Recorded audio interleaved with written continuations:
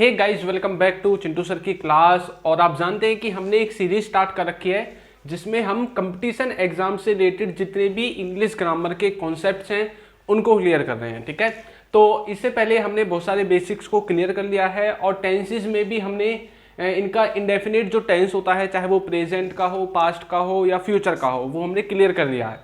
आज की इस वीडियो में हम देखेंगे प्रेजेंट कॉन्टिन्यूअस टेंस के बारे में। इसमें देखिए हम सिर्फ उन्हीं कॉन्सेप्ट्स को पढ़ेंगे जिनसे क्वेश्चन बनता है आपका। ठीक है, बिना बात की एक भी चीज़ नहीं पढ़ने वाले हैं, क्योंकि देखो इंग्लिश ग्रामर बहुत बड़ी है, बहुत सारे रूल्स हैं, क्योंकि आपको सारी चीज़ें पढ़ने की जरूरत नहीं होती है, आपको सिर्फ कुछ लिमिटेड पोर्शन पढ़ना है जहां से आपका एग्जाम आता है। चलिए, तो सबसे पहले हमें ये जानने की ज़रूरत है कि ये जो प्रेजेंट का कॉन्टिन्यूअस टेंस है इसको बनाने का रूल क्या है, कौन से फॉर्मूले में जो है हम इसको बनाते हैं और कौन सी हेल्पिंग वर्ब लगेगी, कौन सी वर्ब की फॉर्म लगेगी। तो देखिए, जब आप इसका कोई भी नॉर्मल सेंटेंस बनाओगे तो आपको सबसे ज़्यादा जो याद रखने वाली चीज़ें हैं वो क्या होती हैं, हेल्पिंग वर्ब और जो वर्ब की फॉर्म होती है वो। ठीक है, यानी कि इसमें जो हेल्पिंग वर्ब है वो आपकी इज़माल लगेगी और वर्ब की फॉर्म लगेगी आईएनजी वाली। कौन सी? आईएनजी वाली। इसको कौन सी फॉर्म बोलते हैं? वर्ब की फोर्थ फॉर्म। ठीक है, और इसके बाद जो भी ऑब्जेक्ट या अदर वर्ड्स आपके होते हैं वो आपके आ जाएंगे। अब ये हो गया नॉर्मल किसी भी सेंटेंस को बनाने का फॉर्मूला। जब इसके नेगेटिव सेंटेंसेस बनाएंगे या इंटरोगेटिव बनाएंगे तो क्या करना पड़ता है, हेल्पिंग वर्ब के बाद आपको नोट लगाना है। मान लो आपको नेगेटिव बनाने हैं तो इसमें क्या करना पड़ेगा, सबसे पहले सब्जेक्ट, फिर इसकी जो हेल्पिंग वर्ब है, जैसे इसकी हेल्पिंग वर्ब है इज़्मा, इसके बाद आपको नोट लगाना है और फिर वर्ब की फॉर्म लगानी है आईएनजी वाली। ठीक है, और उसके बाद आपका ऑब्जेक्ट आ जाएगा।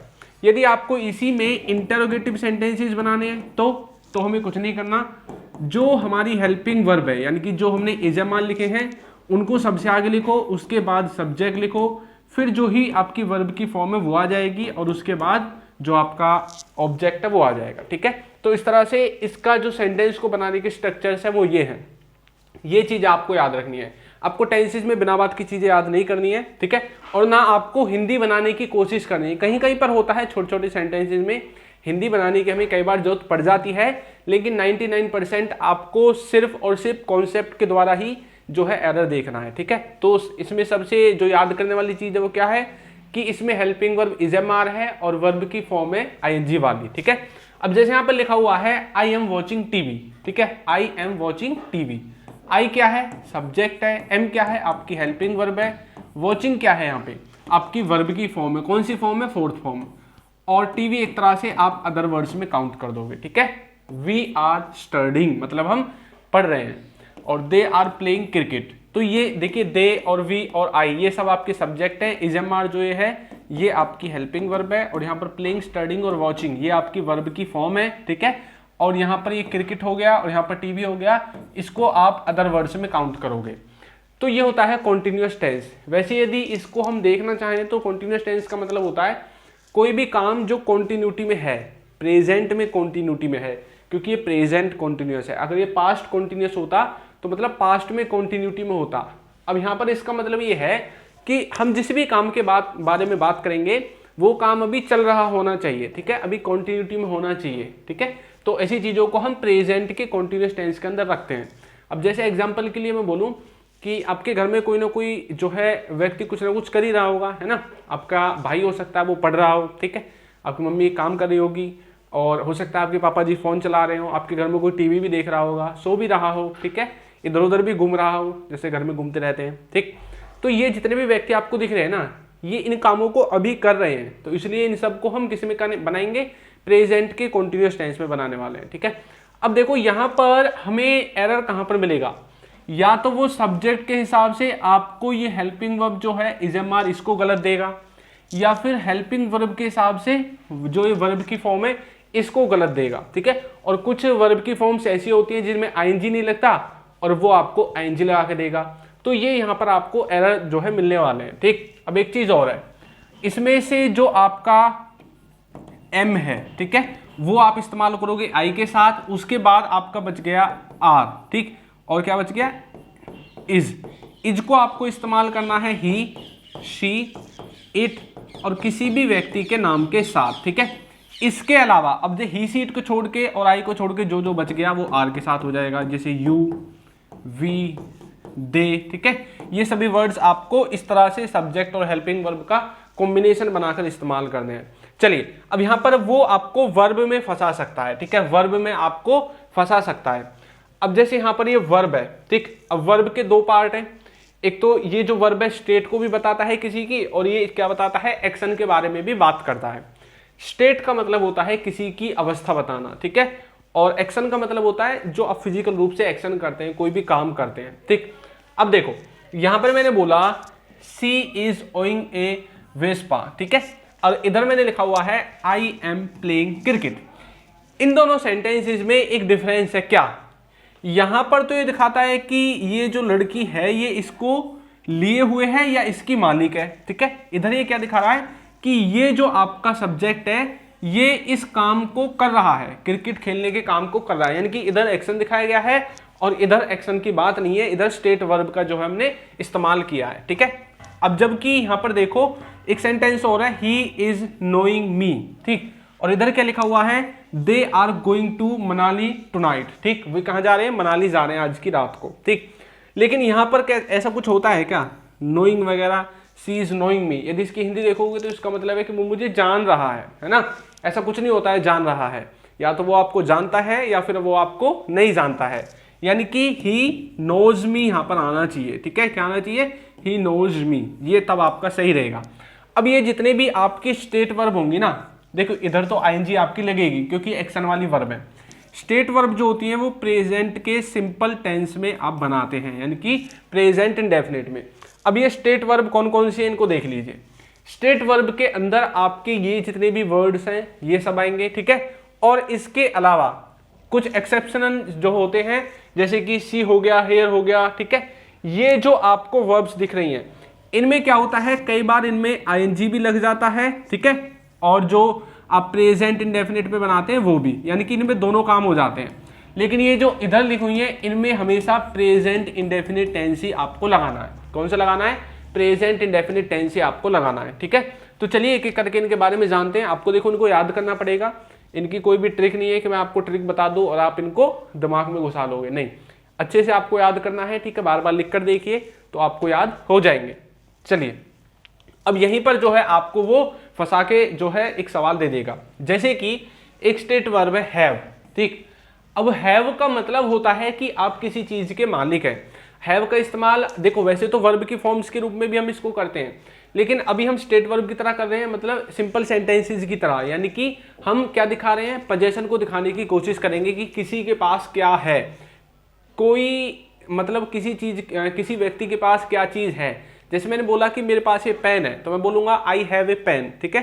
तो यहाँ पर जो हैव मैंने बोला है वो मतलब ऐसा नहीं है कि किसी एक्शन को दिखाने के लिए इस्तेमाल किया, नहीं, एक किसी की पोजीशन को दिखाने के लिए मैंने इस्तेमाल किया है। देखो ये जो स्टेट वर्ब जो होती है आपकी, इनमें क्या होता है, ये जो है कॉन्टिन्यूअस टेंस में नहीं बनती है, ठीक है, ये बात आपको याद रखनी है। स्टेट वर्ब में आप कॉन्टिन्यूअस टेंस नहीं लगाओगे, ठीक, यानी कि आईएनजी वाला जो टेंस है वो लगेगा ही नहीं, किसी का भी आईएनजी हो, प्रेजेंट का हो, पास्ट का हो, फ्यूचर का हो, आपको लगाना ही नहीं है। अब मैंने यहां पर बोला he is having 10 CR rupees, ठीक है, तो इसका मतलब है कि वो 10 करोड़ रुपए क्या कर रहा है, लिए हुए, ऐसा कुछ आपको लग रहा होगा, हिंदी में लगता है कि आपको सही है, लेकिन ग्रामर के हिसाब से ये गलत है, ठीक है। जहां पर भी आप पढ़ रहे हैं ये ग्रामर के हिसाब से गलत है। बोलने में बेशक बच्चों से या फिर लोगों से आप सुन लो, लेकिन हमें तो इंग्लिश में जो है ग्रामर के हिसाब से, कॉन्सेप्ट के हिसाब से एरर को ढूंढना है, तो ग्रामर के हिसाब से ही गलत है, ठीक है। आपको क्या बोलना है, ही हैज 10 CR रुपीज, ठीक है, ये वाला आपको बिल्कुल सही है। मैंने बोला I am having a car, ये बिल्कुल गलत है, ठीक है। आई हैव ए कार मतलब ये वाला सही है, तो आपको आईएनजी नहीं लगानी है इसमें। जब आप ये सेंटेंस इस तरह से रहेगा, सबसे पहले सब्जेक्ट आएगा, फिर आपका कोई भी हैज हैव आ जाएगा, ठीक है, उसके बाद किसी भी वस्तु का नाम आपको दिख सकता है, यानी कि इंग्लिश में बोले तो आपको नाउन यहाँ पर दिख सकती है, ठीक है। ये इस तरह का स्ट्रक्चर रहेगा, आईएनजी वाईएनजी नहीं आएगा इसमें, जैसे यहाँ पर आईएनजी लगा रखा है ना, इस तरह से आपको जो है एरर दिया जाएगा, तो एरर इसमें इस तरह से आपको मिलेगा, ठीक है। इसके बाद देखो ये जो हैव है ना, इसको हम इजएमआर के साथ इस्तेमाल करेंगे तो हम इसमें आईएनजी लगा सकते हैं, तब हम इसको एक तरह से मेन वर्ब की तरह इस्तेमाल कर रहे हैं। ठीक है, जैसे कि इसका यहाँ पर मीनिंग होगा कुछ खाना, कुछ पीना या कुछ स्पेंड करना, किसी के साथ टाइम स्पेंड करना। ठीक, जैसे कि बोला आपने आई एम हैविंग लंच, मतलब मैं क्या कर रहा हूँ, लंच कर रहा हूँ, आई एम हैविंग लंच। ठीक है, तो मतलब यहाँ पर खाने पीने के सेंस में जो है आप इजमार के साथ इसमें आईएनजी लगाएंगे। ठीक है, ऐसे यहाँ पर ये नहीं कि इजमार के साथ आपने ये वाला जो है सेंस निकाल दिया हैविंग लगा के, ये वाला सेंस नहीं होगा इसमें। ठीक है, ये चीज आपको याद रखनी है। जब आपको किसी के पास कुछ है, ऐसा कुछ बताना है, तो आपको ये वाला जो फॉर्मूला है वो इस्तेमाल करना है। ठीक, और यदि आपको खाने पीने के सेंस में कुछ बोलना है तो आप इजमार के साथ इसके साथ जो है आईएनजी लगा सकते हैं। तो मैंने बोला था ये एक्सेप्शनल केसेस में आते हैं, हैविंग हो गया, ठीक है, सी हो गया, वहां पर मैंने आपको बताया था। ठीक, तो इन्हीं के बारे में जो हम पढ़ेंगे। चलो उसके बाद देखो, अगर अभी तक आपने हमारे टेलीग्राम ग्रुप को ज्वाइन नहीं किया है तो कर लीजिए।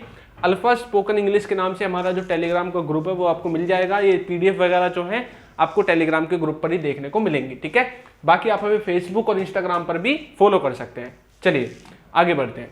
इसके बाद नेक्स्ट है हमारा अपीयर। अपीयर का मतलब क्या होता है? अपीयर का मतलब होता है टू सीम, यानी कि कुछ प्रतीत होता है। ठीक है, कुछ प्रतीत होता है किसी को, भाई देखने में ऐसा लग रहा है कि यहाँ पर ना सांप है ना, देखने में ये बुरा लग रहा है, तो मतलब कुछ प्रतीत हो रहा है किसी चीज को देख करके, वहां पर आप अपीयर का इस्तेमाल करते हैं। अब अपीयर में वो आपको आईएनजी लगा के देगा, लेकिन आपको किस में बनाना है? आपको बनाना है प्रेजेंट इंडेफिनिट टेंस में। ठीक है, अपीयर का हो जाएगा अपीयर्स, अपीयर्ड। ठीक है, अपीयर तो आपका पास में पहुंच जाएगा, आपको सिर्फ अपीयर या अपीयर्स दो चीजें इस्तेमाल करनी है। ठीक, देखो मैंने बोला this work is appearing difficult. ठीक, तो यहां पर क्या है, इजमार के साथ ये आता ही नहीं है ना, ये जो अपीयर है इजमार के साथ आएगा ही नहीं, तो मतलब यहीं पर गलती है। तो मैंने बोला था ये जो स्टेट वर्ब है ये कॉन्टिन्यूअस टेंस में इस्तेमाल नहीं होती है, तो मतलब इनको प्रेजेंट इंडेफिनिट में लगाना है। तो दिस वर्क अपीयर्स डिफिकल्ट, तो देखो हमने प्रेजेंट इंडेफिनिट में इसको बना दिया। अब आपका ठीक है। ठीक, Rahul is appearing happy that's why he is smiling, मतलब जो राहुल है वो कुछ दिख रहा है इसलिए वो स्माइल कर रहा है। ठीक है, तो यहां पर देखो इजमार के साथ फिर से अपीयरिंग आ गया, मतलब ये भी नहीं आएगा। बस देखो ये जो कॉन्टिन्यूअस टेंस है ना, इसमें 4-5 वर्ड्स हैं जो आपको याद रखने हैं, और एक छोटा सा स्ट्रक्चर है। इजमार के साथ जो आईएनजी वाला फॉर्मेट है वो आपको याद रखना है, इससे ज्यादा इसमें एरर आपको नहीं मिलेंगे देखने को। ठीक है, तो यहां पर आएगा राहुल अपीयर्स हैप्पी। ठीक है, ये वाला जो मिस्टेक आपको यहां पर सही कर देना है। अच्छा, जब आपको इजमार के साथ अपीयरिंग कहीं पर दिखाई दे तो इसका मतलब क्या है?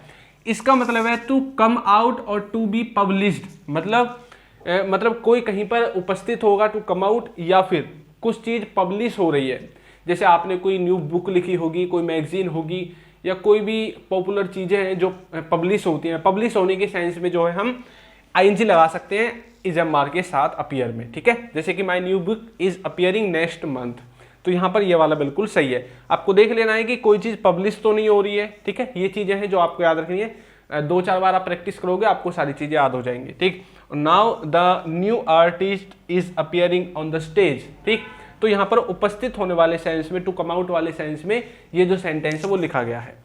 इसके बाद आगे बढ़ते हैं। इसके बाद हमारा जो नेक्स्ट है वो है सी। सी का मतलब होता है कुछ देखने के सेंस में, है ना। क्या होता है? कुछ देखने के सेंस में। तो आपको सी में क्या लगा के देगा? वो आईएनजी लगा के देगा इजमार के साथ, मतलब वो गलत हो जाएगा। ठीक है, क्योंकि आईएनजी नहीं लगती है। जैसे कि Rahul is seeing that you are not playing. ठीक, तो यहां पर क्या हो रहा है? राहुल देख रहा है कि तुम नहीं खेल रहे हो। हिंदी में तो सही लगेगा, लेकिन हमारा कॉन्सेप्ट क्या कहता है कि ये जो सी है इजमार के साथ इसमें आईएनजी नहीं लगेगी। क्या बोलेगा? Rahul sees that. ठीक है, आगे का तो सेम ही है। He is seeing me going towards market, तो यहां पर फिर से इजमार के साथ जो है क्या आ गया? सीइंग आ गया, मतलब ये भी आपका यहाँ पे गलत है। क्या आएगा? He sees me. ठीक, इस तरह से आपको समझना है। हाँ, इजमार के साथ सीइंग आपको एक सेंस में मिल सकता है। किसके सेंस में? टू मीट, मिलने के सेंस में। ठीक है, जैसे कि I am seeing the chief minister tomorrow, तो मिलने के सेंस में आप जो है इजमार के साथ सीइंग का इस्तेमाल कर सकते हैं। आगे बढ़े। इसके बाद जो नेक्स्ट है वो है हेयर। ठीक है, हेयर का मतलब होता है कि आप कानों से कुछ सुनते हैं, आपको कुछ सुनाई दे रहा है, ऐसी चीज आप बोलते हैं। ठीक, जैसे कि Raju was hearing A noise, तो यहां पर वाजवर देखो आईएनजी आ गया इसमें, ठीक है। तो आईएनजी वाली जो फॉर्मेट है वो हमें नहीं लेनी है इसके साथ। आप यहाँ पर इजएमआर भी लिख सकते हैं जो प्रेजेंट कंटीन्यूअस टेंस चल रहा है, तो मतलब ये गलत है। कैसे बोलेंगे, राजू, अच्छा यहाँ पर ना इजएमआर ही है, ठीक है, ये थोड़ा सा मिसटाइप हो गया यहाँ पे, ठीक है। Raju is hearing A noise, ऐसा कुछ होना चाहिए था। तो राजू हेयर्स अ नॉइज, यानी कि प्रेजेंट इंडेफिनिट टेंस में बनेगा, ठीक। He and his brother are hearing that you are going to buy a car, ठीक। तो यहां पर देखो he and his brother are hearing आ गया, ठीक है, ये आपका गलत है। क्या आएगा, he and his brother hear that, तो हियर यहां पर आपका आने वाला है प्रेजेंट इंडेफिनिट टेंस में आपका ये बन जाएगा, ठीक है। आगे देखो, यदि इजएमआर के साथ आपको हियरिंग दिखता है तो वो सिर्फ एक चीज में होगा, सुनवाई वाले केस में, जैसे कोर्ट में हियरिंग वगैरह लगती है ना, तो उस वाले सेंस में आपका होगा, ठीक है। द जज is hearing A case today, ठीक, तो इस वाले सेंस में आप जो है हियरिंग का इस्तेमाल कर सकते हैं। इसके बाद आता है टेस्ट, ठीक। टेस्ट का मतलब होता है कि आप किसी चीज के स्वाद के बारे में बता रहे हैं कि इसका टेस्ट कैसा है, ठीक है। देखो, द फ्लेवर ऑफ समथिंग, ठीक है, मतलब किसी का टेस्ट कैसा है, जैसे कि दिस आइसक्रीम इज टेस्टिंग या फैंटास्टिक। तो यहां पर क्या है, इजएमआर के साथ देखो आईएनजी आ गया, यानी कि आपको ये आईएनजी वाली चीज ही पकड़नी है और यही आपकी गलती आपको मिलेगी कॉन्टिन्यूअस टेंस में, ठीक है। तो मतलब स्टेट वर्ब आपको याद होनी चाहिए कौन कौन सी है, अगर वो याद है तो आप आईएनजी पकड़ पाओगे, अगर नहीं है तो फिर आप इसको सही देखने में तो हिंदी सही लगेगी आपको, है ना, लेकिन इंग्लिश के कॉन्सेप्ट के हिसाब से, इंग्लिश के फंक्शन के हिसाब से गलत है, ठीक। तो आइसक्रीम टेस्ट फैंटास्टिक, ये आपका सही रहेगा, ठीक है। तो इजएमआर के साथ टेस्टिंग एक जो है केस में आ सकता है जब आप किसी चीज को टू टेस्ट समथिंग इंटेंशनली, ठीक है, मतलब आप किसी चीज को जानबूझकर टेस्ट कर रहे हैं, है ना। अब जैसे आपके सामने जहर रखा हुआ है कटोरी में, अब जानबूझकर उसको टेस्ट करना चाहते हैं कि इसका टेस्ट कैसा है, ऐसे केसेस में हम जो है इजएमआर का इस्तेमाल करेंगे और टेस्ट में आईएनजी भी लगा देंगे, ठीक है। He is testing the burger to see if it's okay, ठीक, तो वो जानबूझकर इस बर्गर को चेक कर रहा है, ऐसा कुछ सेंस यहाँ पर आपको निकल कर दिखाई देगा, ठीक। तो ये चीज आपको याद रखनी है। इसके बाद स्मेल का मतलब होता है महकना। क्या मतलब होता है, महकना, ठीक। तो जैसे कि दे आर स्मेलिंग नाइस, तो आईएनजी नहीं आएगा, दे स्मेल नाइस, ये आपका बिल्कुल सही है, ठीक है। एक केस में आपका इजएमआर के साथ स्मेलिंग आ सकता है जब मतलब जैसे कोई आपका मान लो कोई जानवर है, ठीक है, आपके घर में कुत्ता बिल्ली है, अगर वो किसी चीज को मतलब ऐसे स्मेलिंग कर रहा है, ठीक है, तब आप लिख सकते हैं the dog was smelling the plough, ठीक है, या फिर वाज के स्थान पर इज का इस्तेमाल भी कर सकते हैं अगर आप प्रेजेंट के बारे में बोल रहे हैं, ठीक है। The dog is smelling the plough, इस तरह से आप अपनी जो है सेंटेंसेस में एरर देख सकते हैं, ठीक। चलो, इसके बाद देखो आता है हमारा नेक्स्ट थिंक। थिंक का मतलब होता है टू गिव ओपिनियन, ठीक है, ओपिनियन देने के लिए, ठीक। जैसे कि I am thinking you are wrong, तो यहां पर क्या है, इजएमआर के साथ ये जो थिंक है ना, इसमें आईएनजी नहीं लगेगा, ठीक है। कैसे बोलोगे, I think you are wrong, देखने में तो ये सही है, बोलते भी हैं लोग, लेकिन गलत है, ठीक है, ग्रामर के हिसाब से। जैसे आप हिंदी बोलते हैं, मान लो अभी जरूरत हुई आप हिंदी व्याकरण के हिसाब से ही बोलते हैं, हिंदी व्याकरण के हिसाब से नहीं, आप हिंदी किसके हिसाब से बोलते हैं, आपने जो सुनी है। तो कुछ लोग इंग्लिश को भी ऐसे ही बोल देते हैं जो उन्होंने सुना है। अब किसी से आपने ये सुन लिया, आप भी यही चिपका दोगे आगे, है ना, आपके बच्चे भी यही सीख जाएंगे। तो ये चीजें होती हैं। अगर ग्रामर पढ़ोगे, अगर आप हिंदी की व्याकरण पढ़ोगे तो हिंदी में बहुत सारी चीजें देखो आप गलत बोल रहे हैं, ठीक है। आगे देखो, he is thinking you will succeed, ठीक है, तो ये इजएमआर के साथ ये थिंकिंग पिंकिंग नहीं आएगा, he thinks you will succeed, ये आपका रहेगा, ठीक है। और इजएमआर के साथ थिंकिंग एक केस में आ सकता है, to consider the possibilities of something, ठीक है। देखो, जैसे कि I am thinking of opening a new business, ठीक, तो मतलब to consider the possibility of something, किसी चीज की संभावनाओं के बारे में जब आप अपनी विचार व्यक्त करते हैं, ठीक है, सोचते हैं किसी के बारे में। He is thinking of going to Chandigarh, इस तरह से आप जो है सेंटेंसेस को समझ सकते हैं। इसके बाद अब देखो यहाँ पर कुछ एग्जांपल्स हैं, ठीक, जैसे कि मैंने बोला is he hearing A noise, तो देखो इजएमआर के साथ ये हियरिंग पियरिंग नहीं आता है। हियरिंग सिर्फ एक केस में इजएमआर के साथ आएगा जब कोर्ट में हियरिंग होती है, ठीक है, बाकी और कहीं पर नहीं आएगा। तो मतलब does he here A noise, क्योंकि हमें किस में बनाना है, प्रेजेंट इंडेफिनिट टेंस में। और देखो ये किस में है, ये इंटरोगेटिव फॉर्म में है, और प्रेजेंट इंडेफिनिट में इंटरोगेटिव में हमें किसका इस्तेमाल करना पड़ता है, डू डज का इस्तेमाल करना पड़ता है। इसलिए हमने डज का इस्तेमाल किया है ही के साथ, क्योंकि ही थर्ड पर्सन सिंगुलर है और उसके साथ हम डू डज का इस्तेमाल करेंगे, ठीक है। It is appearing to me that Rahul and his brother are coming, ठीक है, तो इज अपियरिंग नहीं आएगा, क्या आएगा फिर?